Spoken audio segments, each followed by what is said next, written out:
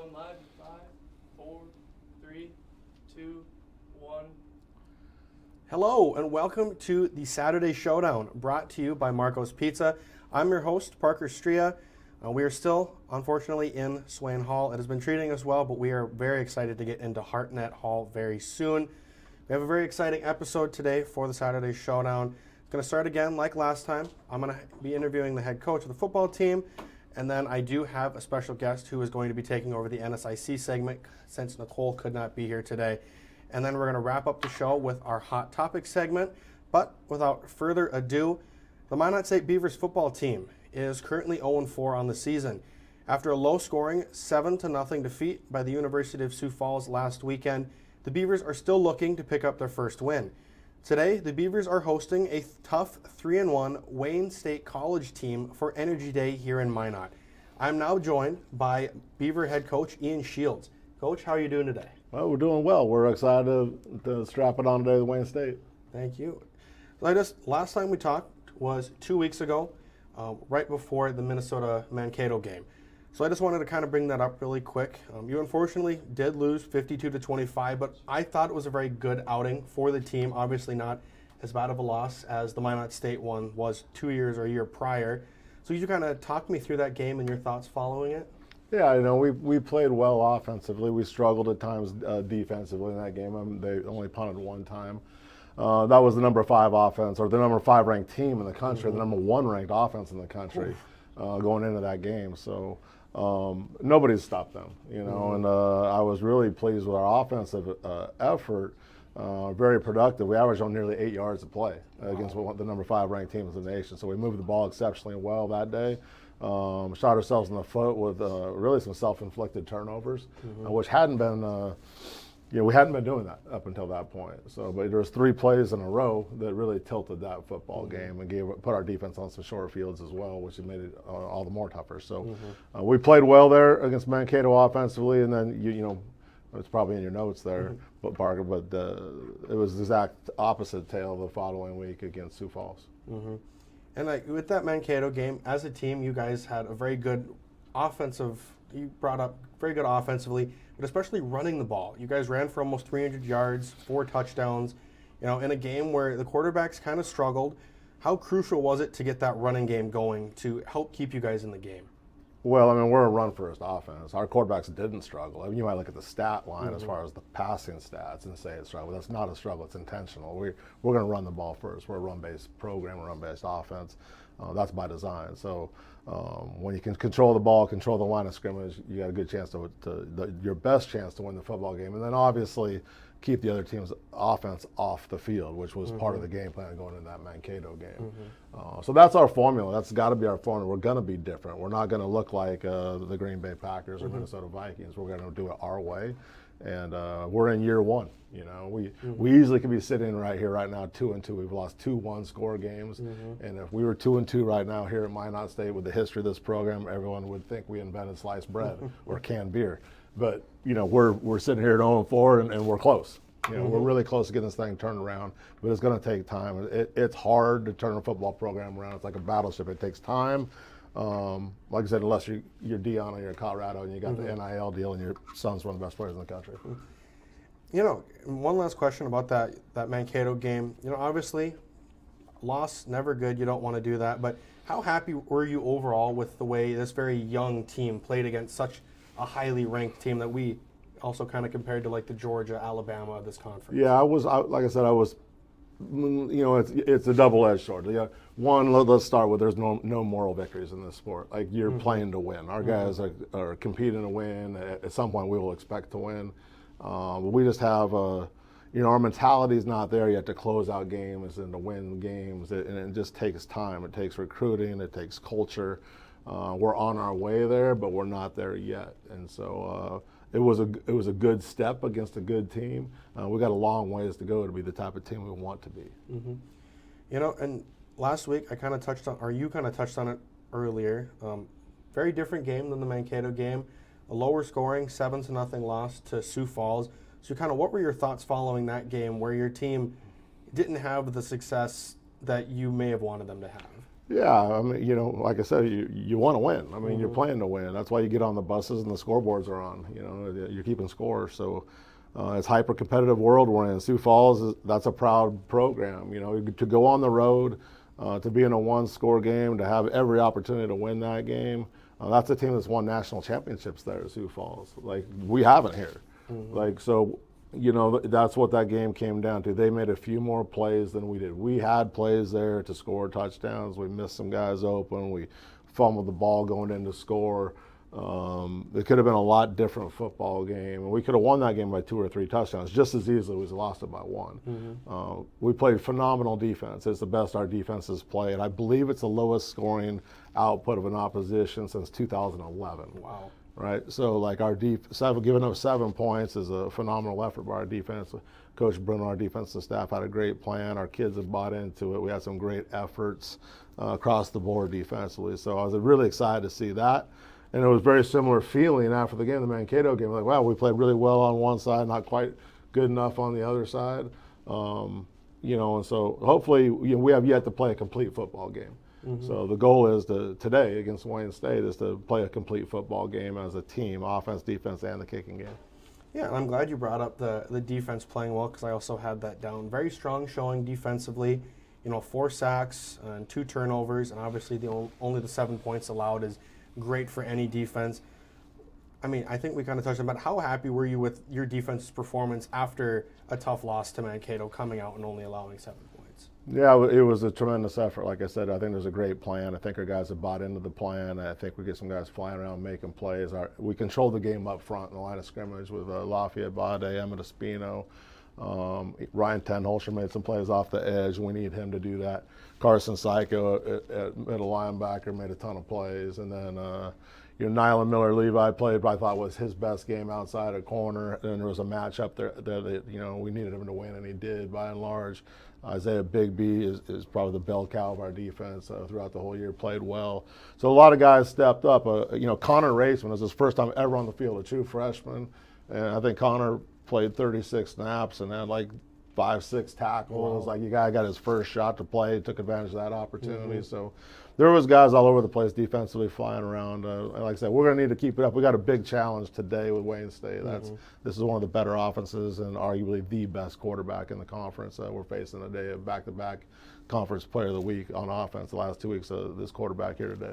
Yeah, and kind of looking at that Wayne State game today, I know you brought up earlier to me before the show that you got some key injuries on the team. So how are you guys kind of maybe shifting your game plan? I don't necessarily know if you'll do that, but how are you planning for a tough team like this with some of those key guys out?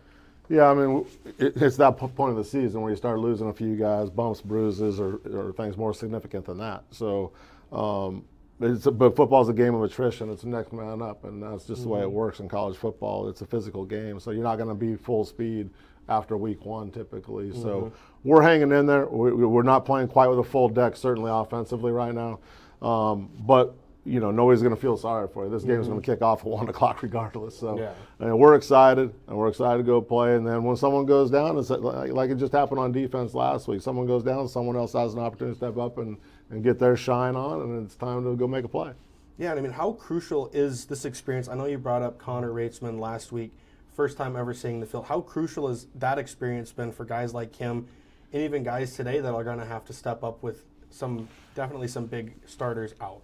Yeah, I mean, Miles West is a true freshman, has played tremendous football this year. We're going to have to lean on him, even more so in the backfield. You look at Aiden Shoemate, started every game at left tackle as a true freshman. We got a bunch of young guys out there, to include some of our transfers. This is their first time here and first time in our systems to play.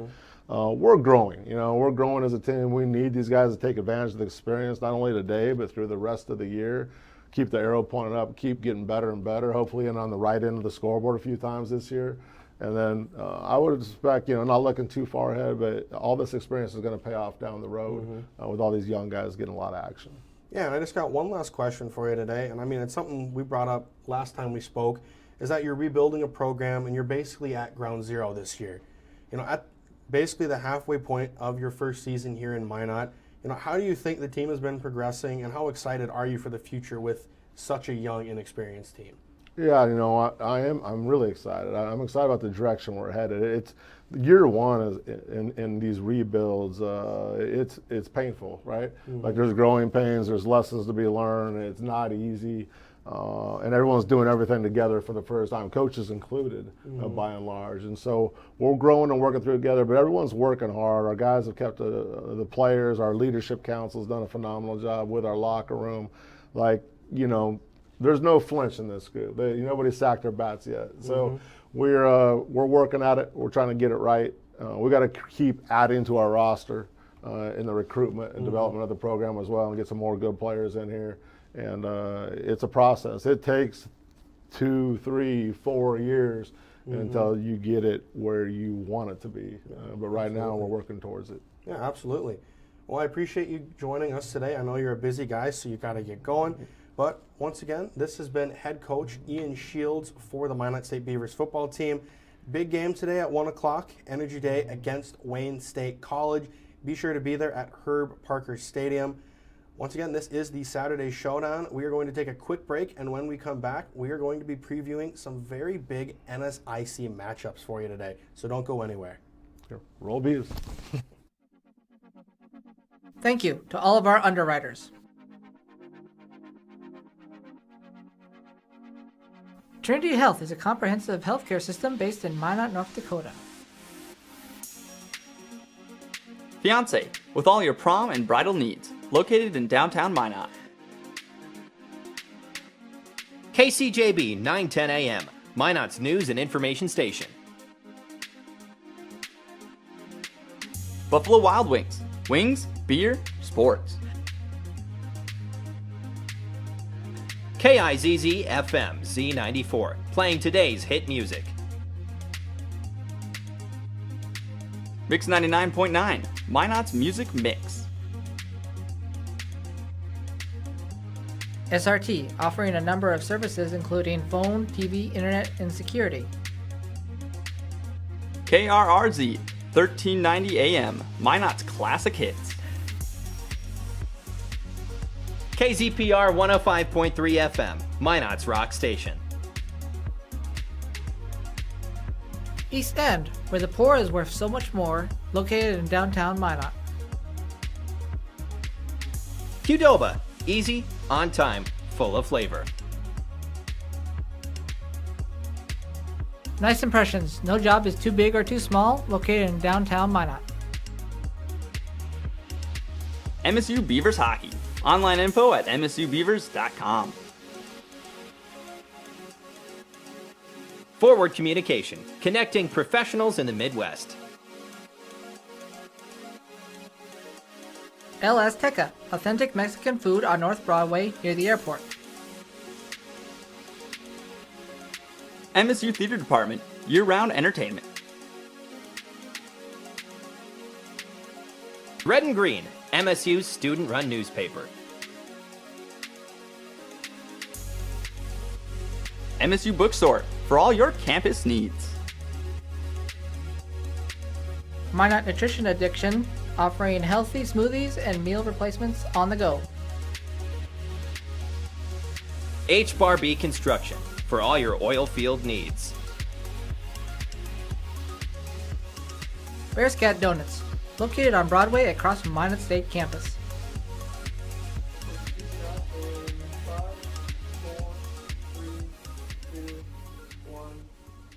Hello, and welcome back to the Saturday Showdown, brought to you by Marco's Pizza. You know, it was a great interview with Coach Shields. I'm looking forward to watching that game today.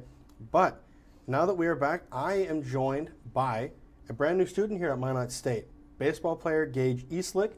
And Gage, I hear you got some pretty big NSIC information for us today, so what do you got? Yeah, pretty big week for the NSIC. Got some big games coming up to go take a look at, and honestly, really good matchups this week. It's going to be fun. Absolutely. So let's get straight into that. Heading into week 5 of the 2023 season, 4 teams still have their perfect record intact. Bemidji State University, Augustana University, and University of Minnesota Duluth, as well as Minnesota State University Mankato, all have perfect 4-0 records. Wayne State College sits at 3-1, and Winona State University of Sioux Falls and Minnesota State University Moorhead are all 2-2. Northern State University, Southwest Minnesota State University, and Concordia University St. Paul all sit near the bottom with a 1-3 record. Now, there are only 2 teams this season yet to get a win, with Minot State University and University of Mary both being 0-4. Week 5 of the NSIC season looks to be the most exciting yet. As we hit the halfway mark for the year, the biggest matchup of the week will go down in Bemidji, Minnesota.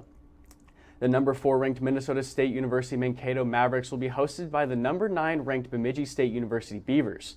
The University of Minnesota Duluth Bulldogs will be playing host to Winona State University. The Minot State Beavers will be looking to get their first win of the season when they take on Wayne State College here in Minot. Our last matchup of the day takes us to Sioux Falls, South Dakota, with the Cougars host the undefeated Augustana University of Vikings. Very little has changed around the NSIC so far as we take a look at some statistical leaders. Minnesota State University Moorhead Dragons quarterback Jack Strand still sits atop the NSIC in both passing yards and passing touchdowns, with no sign of slowing down. Another Dragon, Gage Florence, still leads the NSIC in receptions. Now, there is a new leader in receiving touchdowns, however, as Bemidji State Dell Duncan Busby has overtaken Moorhead's Brady Perryman. Now, looking on the defensive side of the ball, there has been no change since our last show. Bemidji State defensive lineman Marcus Hansen leads the NSIC in sacks, as well as tackles for loss. Clay Schuffner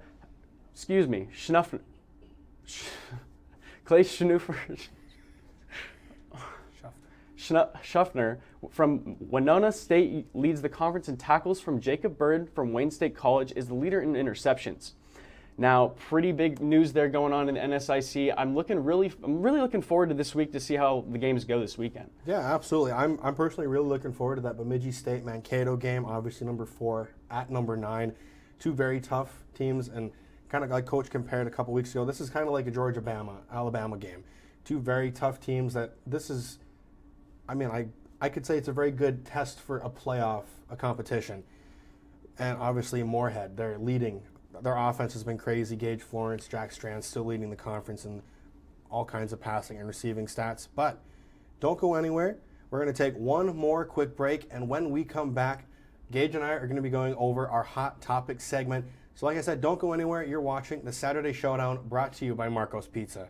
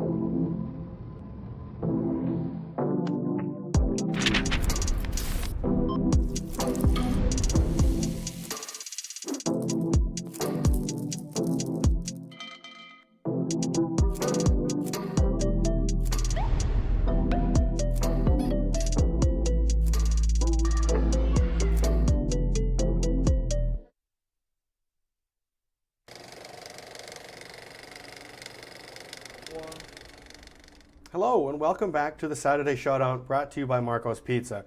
It's been a great show so far. Had a big interview with Coach Shields today, and obviously the NSIC segment, which you just went over. Very exciting stuff, but without further ado, we're just going to jump right into our Hot Topic segment. We got a lot of stuff to cover today, and we're going to start with Minot State football. Last week they lost 7-0 to the University of Sioux Falls, where it wasn't, obviously not the game you want. I kind of touched on that with Coach Shields. Offense didn't really get enough done, obviously, to put some points on the board, but what was the game looking like for the Beavers last week? Well, last week, as we all know, the game ended 7-0, and the defense was really showing out that game with Emmett Espino had 7 tackles and 2 sacks and 3 tackles for losses on the game.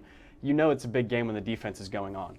So moving on, Carson Keiko, 9 tackles, 2 tackles for losses and 1 sack. You got to realize that when the defense is going that strong, you got to put some points on the board for the football team. Yeah, the offense really has to take advantage of what the defense is giving them. And Minot State's defense definitely played really well. Dawson McCleary, if you look at the stats, doesn't look great. I know Coach Shields touched on it. That's kind of what they want him to do. They're not really a pass-first team.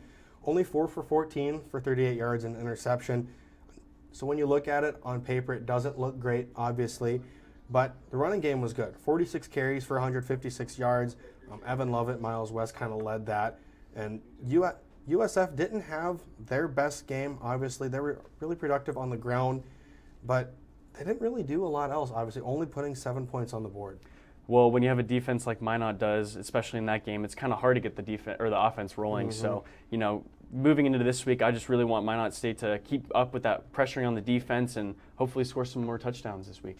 Yeah, and kind of looking at this week's game against Wayne State College, they're 3-1, so definitely one of the top teams in the NSIC. Last time these two teams played, it did not go well in Minot State's favor. Wayne State won that game 49-10. Quarterback Nick Bone had a really great game, 9 for 14, 217 yards and 2 touchdowns. And on top of that, he had 13 carries for 100 yards and a touchdown. So a big dual threat quarterback that could definitely give Minot State some problems. Absolutely. And with this week's game, obviously we got to get the passing game going. Yes. Passing game's not there. It's going to be all controlled by the run game. And if we can get more, downfield tosses and actually getting the ball rolling, I think they have a good shot to actually win this game. They do, and I think it's a weird game when you look at it when it comes to like rankings in the NSIC.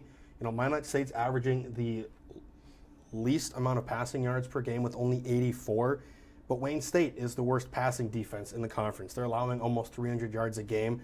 So it'll be interesting to see which one of those kind of takes the step up and actually shows up. And Wayne State, while they're allowing that many yards, they lead the conference in interceptions. I know you brought up earlier, Jacob Bird has 6 of the team's 8 interceptions, so he's definitely been giving offenses problems. Absolutely, and one thing to think about here is when they're playing Wayne State today is you got to stop Nick Bone. He is elite dual threat quarterback, and he's got 1,147 passing yards on the year so far, which is second for the NSIC. Pretty big quarterback back there. Yeah, and he's been putting up stats, getting in the end zone a lot, has 4 rushing touchdowns, which is great touchdown to interception ratio. He's definitely been helping Wayne State win a lot of these games.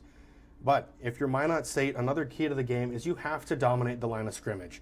Wayne State, they've only allowed 4 sacks this year, which is 5th best, but they also only have 5 sacks on the defensive side. So they're not allowing pressure, but they're also not very productive at getting pressure of their own.